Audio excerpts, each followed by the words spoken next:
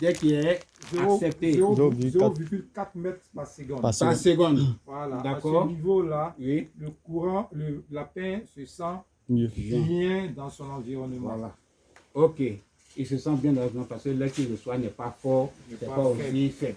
D'accord. Et qu'est-ce qu'on peut prendre pour pouvoir vérifier la vitesse d'air? Oui. Une bougie. Une bougie. Et comment ça se passe? On allume la bougie. Ça, tu n'étais pas là-dedans, tu écoutes bien. Quand on allume la bougie, Oui. si la bougie, si la flamme Oui. reste droite, c'est que c'est pas bon. C'est qu'il n'y a pas assez d'air. Il y a l'air pour pouvoir respirer, mais il n'y a pas d'air pour pouvoir balayer les odeurs du lapin, puisque c'est la part. C'est l'air qui le fait le nettoie. D'accord? Maintenant, si la bougie, si le vent fait en sorte que la bougie s'incline légèrement, oui, et que ça se relève, c'est que c'est l'air adéquat pour les lapins. Mais si ça se couche, le vent fait que la flamme se couche totalement, jusqu'à même à s'éteindre, c'est que le courant d'air est fort. Il faut baisser les bâches. Donc voilà, nous n'avons pas disons un matériel approprié à ça, mais on prend la bougie et avec la bougie, on peut calculer le courant d'air. D'accord? Et quand il n'y a pas d'air, quel est son effet? Qu'est-ce que ça fait sur les lapins? Les lapins seront soumis à ce qu'on appelle la gale. La gale, parce qu'il y a une chaleur intense. Oui. D'où l'aération a une importance capitale. Voilà. Il faut qu'il y ait l'aération. Vous voyez ici, c'est vrai? Le lapin actuellement, regardez-les, et tous, regardez-les. Ils sont comment? Ils sont couchés. Tranquille. Ça, c'est qu'à 17h, 18h. Si tu le vois se lever, c'est pour aller manger ou bien c'est pour aller boire, venir se recoucher. En ce moment-là, cette période, il ne faut pas les accoupler. Il faut attendre après 18h. Tu vas voir eux-mêmes, tu vas voir, ils seront agités. Mais vous voyez, ils sont couchés, tranquilles. Ça, c'est l'heure de repos. Qui commence de quelle heure à quelle heure? De 9h à 18h. Il y a 9 heures de repos. Ils ont 9 heures pour pouvoir se reposer. D'accord? Quel rôle jouent ses oreilles? À part capter le son. Ces oreilles lui permettent de pouvoir balancer toute l'air sur son corps. Oui, autrement dit. Ça permet de normaliser sa température. Oui, normaliser. De régulariser sa température Corporelle. Oui. Ouais. Voilà. Ça lui permet de normaliser sa température corporelle. Voilà. D'accord? Si tu prends ton lapin, que tu touches ses oreilles, que ses oreilles sont glacées, il y a quelque chose qui ne va pas. Les oreilles du lapin doivent être chaudes.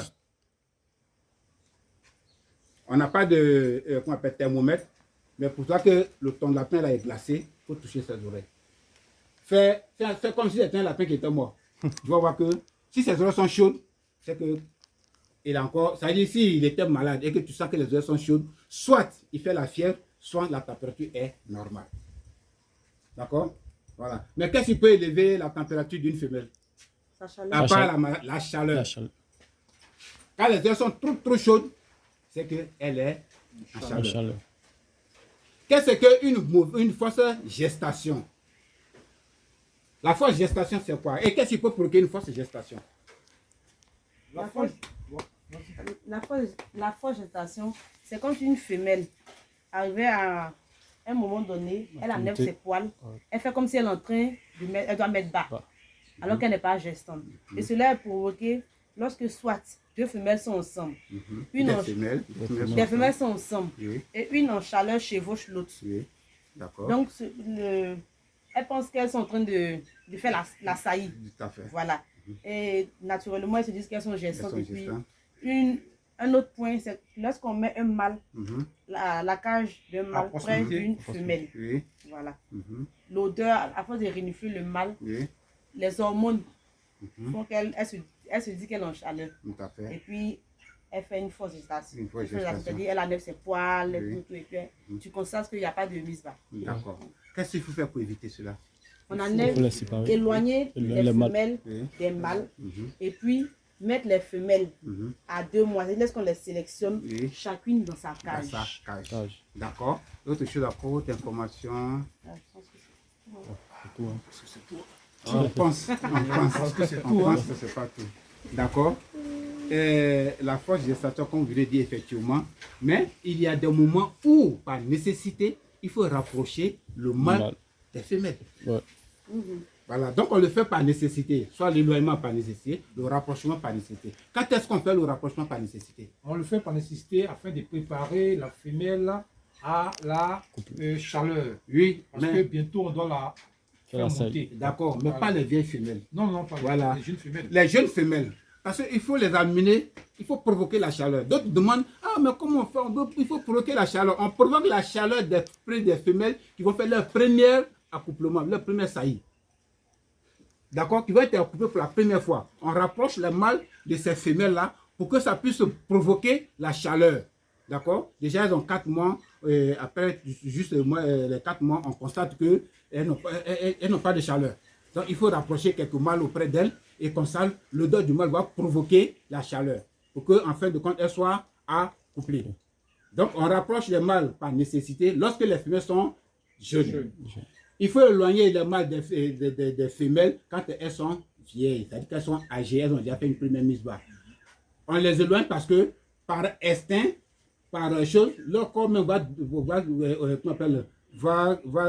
si tu veux, va griller les conditions de la chaleur. La chaleur. Voilà, la chaleur. D'accord? Voilà. Autre chose? Tu veux savoir autre chose sur ce que nous avons vu? On a vu beaucoup de choses.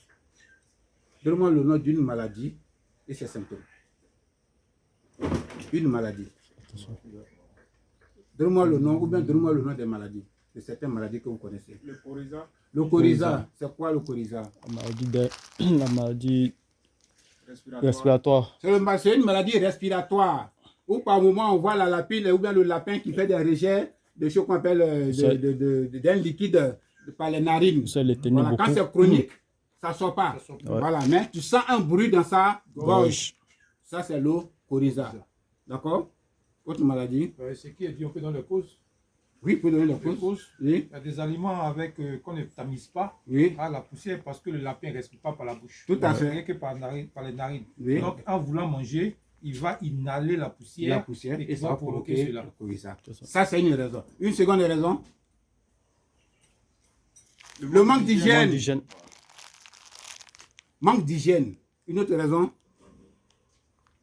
Une autre raison, c'est pour cette raison que nous avons vu la bougie. C'est pour cette raison que nous avons vu ce qu'on appelle le coup de la bougie. La température. Le courant d'air. Le courant d'air qui est fort peut apporter des maladies. C'est pourquoi on descend la bâche pour que ce courant d'air soit diminué. Voilà, pour ne pas qu'il soit contaminé par la poussière. D'accord? Autre maladie. On a vu la prolapsus. Oui, qu'est-ce que c'est? La prolapsus. C'est le Comment de la prolapsus. La prolapsus. La prolapsus. C'est quand l'utérus de la lapine sort. Voilà. Qu'est-ce qui peut provoquer cela? Une saillie. Oui. Une saillie peut provoquer cela. Oui. Souvent, quand il y a des mâles, souvent quand ils accouchent, tu attends que le mâle fait, tu vois que la femelle fait des cris. Il faut faire très attention. Si elle a fait ça, si tu as des antibiotiques, autrement, il faut faire des antibiotiques parce que là, c'est pas normal. Le mâle doit grogner, la femelle doit grogner. Mais quand elle pousse des cris et qu'ils sont collés, que c'est, tu vois que c'est violent, il faut faire très attention à quelque chose qui ne va pas. Non. Ça, c'est. Non. Oui. Excusez-moi du terme, mais ça, on dirait c'est comme ça s'appelle en langage thérapeutique, un bourrement des animaux. Voilà, ça peut être un truc, ce genre, parce que c'est l'utérus qui est atteint, qui est infecté. Donc, quand il y a saillie, la femelle a mal. C'est à cela qu'il faut préparer les femelles avant l'accouplement. D'accord? Donc, il y a ça qui est aussi une maladie qui est très très dangereuse parce qu'elle tue la lapine en un rien de temps. Une fois que l'utérus est sorti, saignant et que ça a séché, c'est fini. Il n'y a plus rien à faire. Oui, après ça, qu'est-ce qu'on a vu? Quelles sont les maladies, quelques maladies qu'on a vues? On a vu la coccidiose. La coccidiose. Voilà. Qu'est-ce qu'on a dit de la coccidiose ou bien des coccidioses? On a dit il y a 11 variants. Oui. Il y a 10. Oui. Qui sont 10 pour les intestins. Pour le foie. Pour le foie. Il y a un qui infecte le foie. D'accord?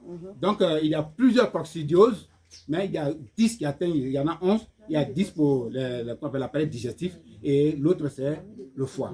C'est des trucs, ce sont des informations qu'il faut retenir parce que quand tu discutes avec quelqu'un qui veut montrer qu'il maîtrise l'activité, il fait à mesure de lui donner des informations vraies en t'appuyant sur cette formation, sur ces formations. Et fais attention, il faut être sûr de ce que tu dis, c'est-à-dire il faut être sûr de ce que tu dis avant de faire sortir. Si tu n'es pas sûr, ne parle pas de ça. Ouais. D'accord? Voilà. Tu peux venir à la maison à la fois d'un je voulais parler de ça, mais je n'ai pas pu, je prends mon document. Prenez la peine de relire et relire 1000 fois le document. Vous verrez que vous allez enregistrer certaines informations qui vous seront capitales. D'accord? J'ai dit comme ça qu'on me met en face d'un client, on me met en face d'un éleveur. J'ai 5 minutes. 5 minutes pour le convaincre. 5 minutes. En 5 minutes, j'aurais fini de lui donner des informations qui vont l'amener, moi, à me suivre, ou bien à suivre les conseils que je vais lui donner. Ou bien à être rassuré que le monsieur, ou bien la personne qui est en face d'elle, c'est une personne qui maîtrise l'activité. Hier, on était au cours, il y a un monsieur qui m'a appelé. Oui. Il est venu à Daou, moi, il était déjà à la maison. Il est retourné. Et à la maison, c'est à 19h20 ou 30 qu'on s'est quitté. Il dit, monsieur Daou, voilà, la consultation est 10 000. Il dit, il faut diviser en deux. Prends 5 000, fais ton transport. Ça ne veut pas dire que tu n'as pas besoin d'argent. Mais montre-lui que, effectivement, tu as besoin d'argent. Mais aussi, tu peux partager. Ouais. C'est ça, c'est ce qui amène les gens à nous suivre, ou bien à penser que nous sommes des dieux, ou bien à penser que nous sommes ceux qui maîtrisent l'activité, ou bien on nous qualifie de quelque chose. Non, c'est parce que on a pris, ou bien je prends la peine, d'accord, d'enregistrer les éléments essentiels importants pour le cultivateur qu'il doit véhiculer sans erreur, parce qu'il faut accepter de partager. C'est ça. Il faut partager. Ne dis pas que l'information que j'ai reçue aujourd'hui là, c'est pour garder pour moi seul. Non. Que là, il y a un frère qui a été fait l'activité, tu veux, ah, mon frère, oui, ce que tu as été fait, c'est bon, mais si tu fais comme ça, que tu fais comme ça, là, ça sera comme ça.